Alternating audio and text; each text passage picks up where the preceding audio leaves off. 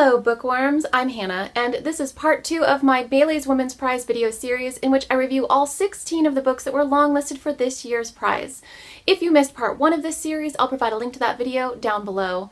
Since I'm going over the long list in order from least to top favorite, part 1 was comprised of my most brutally honest, scathing reviews.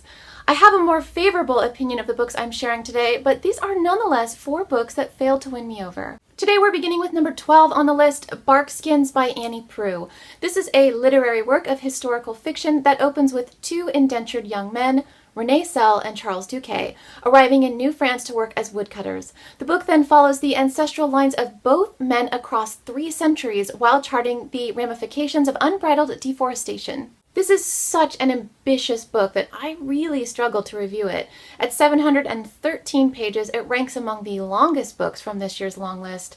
I was invested in the story for the first 150 pages or so before my interest started to wane, and I eventually resorted to breaking the book down into 65 pages of assigned reading per day just to get through it. Those of you who watched my Bailey's Women's Prize intro video may recall that I ranked this book last in terms of my enthusiasm for reading it. I was leery of reading another sweeping multi-generational saga for fear that there wouldn't be enough time for me to develop an attachment to any of the characters. But then I saw the book and its high page count got me thinking that maybe this time there would be enough pages devoted to the characters for me to feel invested in them. Wrong! I might have connected more with the characters if Proulx had focused on one descendant per generation from each of the 2 ancestral lines, but instead she tells everybody's story. Not just the descendants of René Selle and Charles Duquet, but also their husbands and wives and each couple's expanding brood of children. As if that list of characters weren't dizzying enough, she also tacks on aunts and uncles and distant cousins, to say nothing of unrelated tertiary characters. It's too much. I'm getting a serious arm workout holding up this book.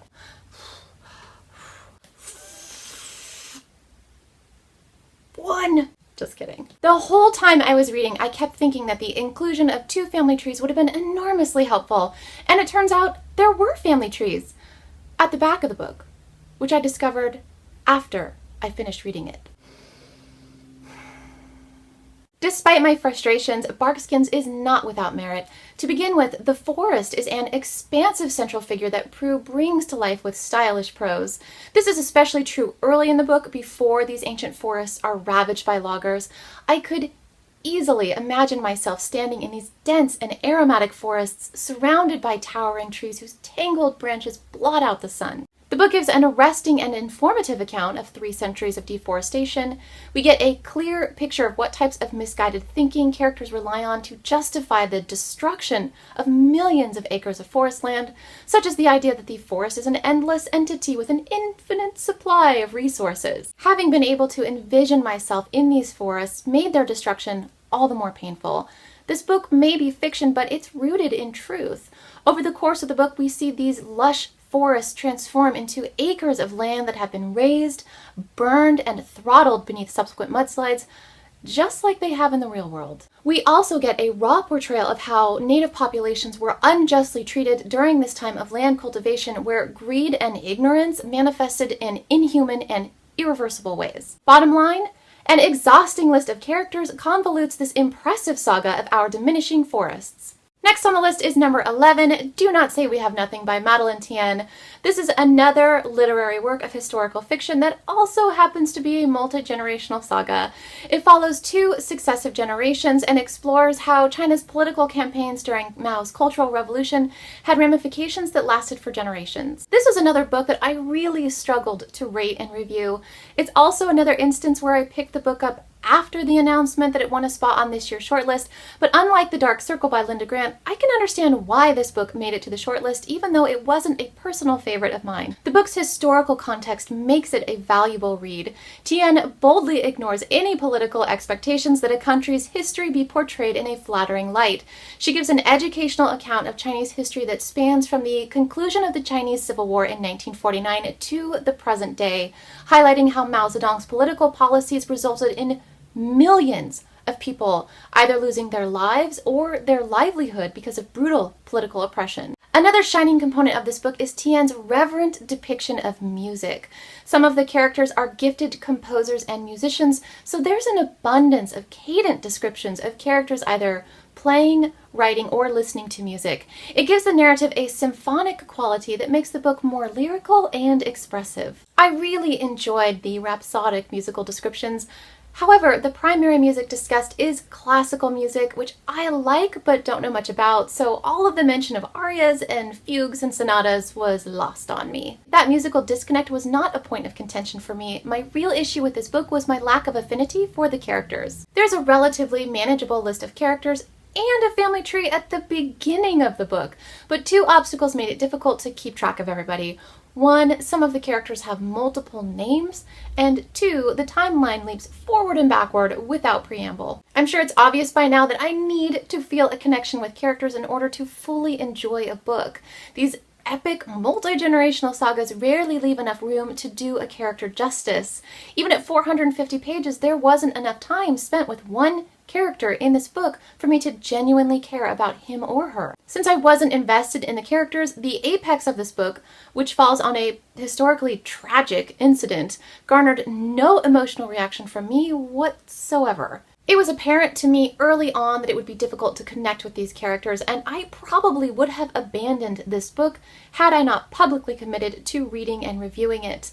I got through it by assigning myself at least 50 pages of reading per day, and when it was over, I was delighted to finally be done with it. To summarize, this is a brave and historically poignant book with a forgettable array of characters. Number 10 is the Gustav Sonata by Rose Tremaine. This story begins in Switzerland after the Second World War and follows a boy named Gustav Perl, whose mother is anti-Semitic, but he nonetheless befriends a Jewish boy named Anton Zweibel. If I were forced to give a brief general statement about my experience reading this book, I'd say it was largely enjoyable.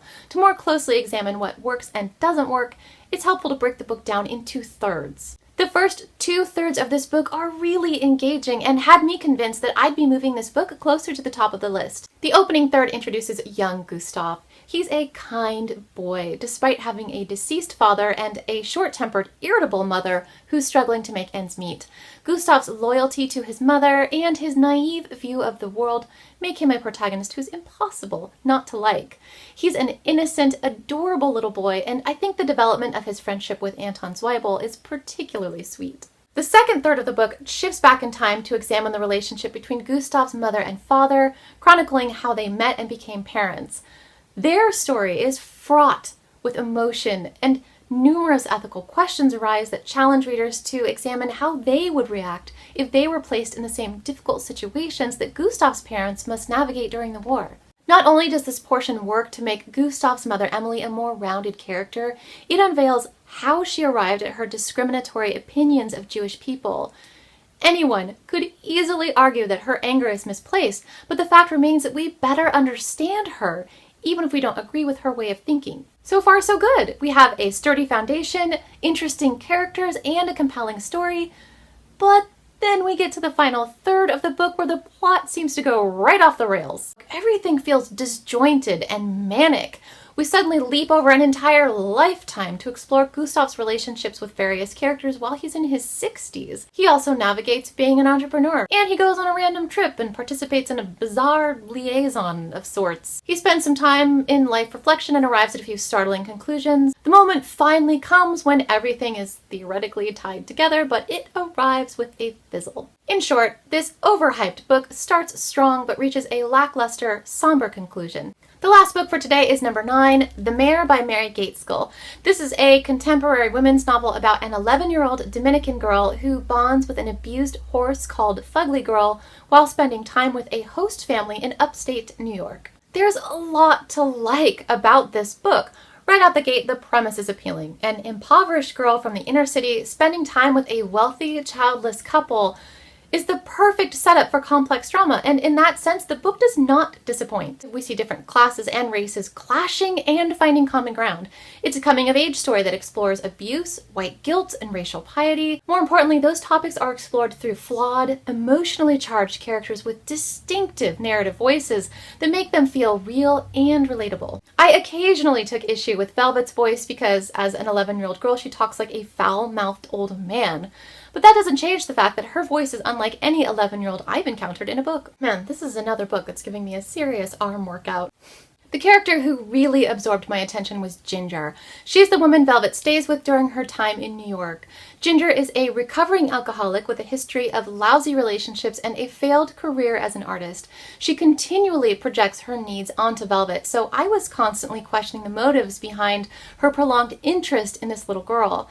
Questions about Ginger arise like, is she an ignorant racist, a desperate woman, a nurturing woman, or has she found in caring for Velvet a new addiction to replace her old one? Adding another layer of depth to the story is Velvet's relationship with the abused quarter horse, Fugly Girl.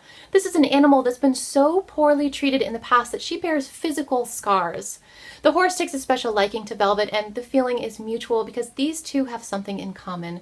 Both this animal and this little girl bear internal scars from neglect and injurious treatment. Some of the most emotive moments in the book occur when these two characters unite and strengthen one another. Where the book lost favor with me was its pacing. Even though I was invested in the characters, their story unfolds slowly across 440 pages. But my biggest problem with this book is the ending. The conclusion makes all of the preceding chapters feel null and void. Basically, I got to the end of this book and felt like there had been no point in reading it because of how it ends. My final thoughts?